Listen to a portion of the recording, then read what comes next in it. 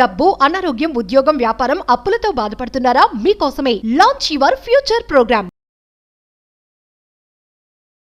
Hi hello నమస్తే, welcome back to Suman TV. Present మనతో పాటు ఉన్నారు 25 ఇయర్స్ నుంచి అమెరికాలో ఉంటున్నటువంటి ఎంఎన్సీ ఎగ్జిక్యూటివ్ వీరభద్రరావు గారు. సార్తో మాట్లాడతాం.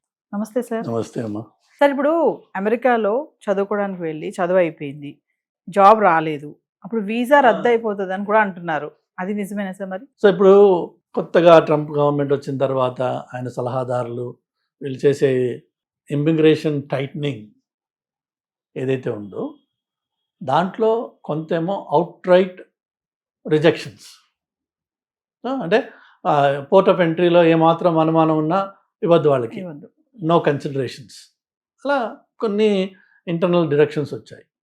అలానే మనం వేరే దాంట్లో మాట్లాడుకున్నట్టుగా పెళ్ళి అయిపోయిందని చెప్పి నువ్వు మొత్తం అన్ని కాగితాలు సబ్మిట్ చేసినా మేము వచ్చి వెరిఫై చేసేంత వరకు నీకు గ్రీన్ కార్డ్ ఇవ్వం.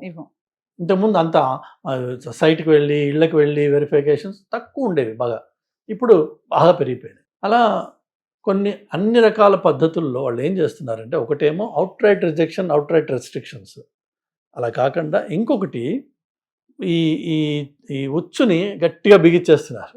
అంటే like one of the things 140K minimum salary ఇవ్వాలి అంటే మీకు ఆటోమేటిక్గా ఎంప్లాయర్ని మీరు డిస్కరేజ్ చేస్తున్నారు. లేకపోతే కొత్తగా తీసుకొచ్చేవాడిని outside of the country ఉంటే $100,000 మీరు కట్టాలి H1B ప్రాసెసింగ్ ఫీజు.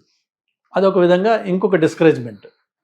అట్లానే ఫర్దర్ ఏంటంటే ఈ ఓపీటీ, స్టూడెంట్ లైఫ్ అయిపోయిన తర్వాత వాళ్ళకి ఓపీటీ తీసేస్తాం.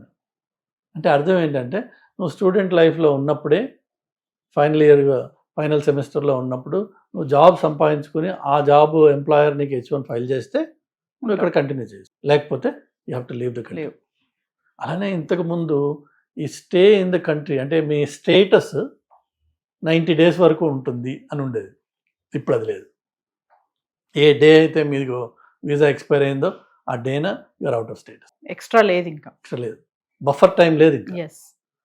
అలానే ఈ ఇన్ఫ్యాక్ట్ ఈ ఎవరైతే నాన్ సిటిజన్స్ గ్రీన్ కార్డ్స్ గత 10 ఏళ్ళుగా 5 ఏళ్ళుగా 8 ఏళ్ళుగా అక్కడ ఉంటూ వాళ్ళ H1Bలు అయిపోయి, H1B 6 yearsకి ఇస్తారు ఇనీషియల్గా. దాని తర్వాత మీరు గ్రీన్ కార్డ్ ఉన్నప్పుడు దాన్ని అన్నట్టుగా గ్రీన్ కార్డ్ ప్రాసెస్ మొదలయ్యి I-140 అప్రూవల్ ఉన్నవాళ్ళు అది H1B రెన్యూ చేసుకుంటూ ఉండొచ్చు. ఇలా స్టెప్స్ ఉన్నాయి. అదే ఈ అప్లికేషన్స్ ఫైల్ చేసినప్పుడు చాలా విషయాల్లో ఆటోమేటిక్గా రెన్యువల్స్ అయిపోయాయి. ఇప్పుడు ఆటోమేటిక్ రెన్యువల్స్ తీసేశారు. అంటే నువ్వు అప్లై చేయాలి, ఆ అప్లికేషన్ మహా అయితే 90 days ఎక్స్పైరీ ముందు చేయొచ్చు. ఈ 90 daysలో నీకు రెన్యువల్ చేతికి వస్తే సరే, కానీ ఏ రెన్యువల్ కూడా 90 daysలో రావట్లేదు. 3 months 6 months 7 months అట్లా పడుతుంది. సో ఇంతకుముందు ఆటోమేటిక్ రెన్యువల్ అంటే ఎలా ఉండేదంటే, నువ్వు అప్లై చేసేసావంటే మేము ఏమన్నా అడిషనల్ డాక్యుమెంట్ కావాలంటే మిమ్మల్ని వచ్చి అడుగుతాం, బట్ అదర్వైజ్ నువ్వు కంటిన్యూ చేసుకుంటూ ఉండు. ఇప్పుడు అలా కాదు.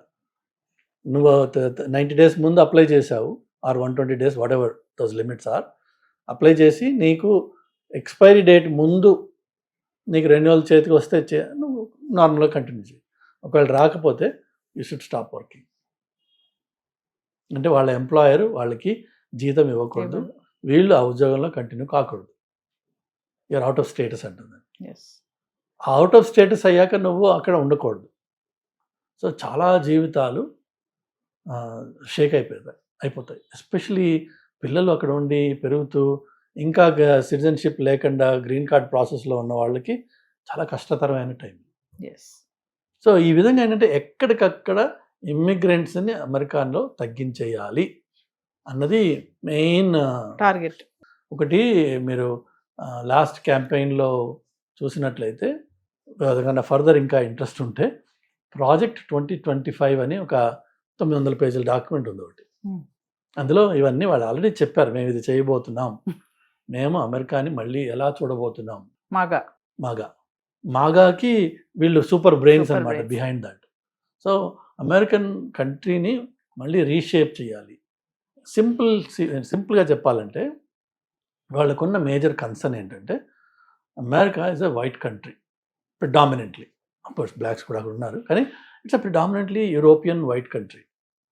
అండ్ వాళ్ళకి భయం చాలా చోట్ల వైట్స్ మైనారిటీ అయిపోతున్నారు, ఈ బ్రౌన్స్ వీళ్ళు వచ్చి మెజారిటీ అవుతున్నారు, వాళ్ళ పవర్ వాళ్ళ నుంచి పోతుంది. అలానే పవర్ అనే కాకుండా మీకు ఎంత అన్నట్టుగా ఈ పండగలు పబ్బాలు గుళ్ళు Yes. గోపురాలు ఇవన్నీ పెట్టేటప్పటికి బేసిక్ సొసైటీ స్ట్రక్చర్ మారిపోతుంది.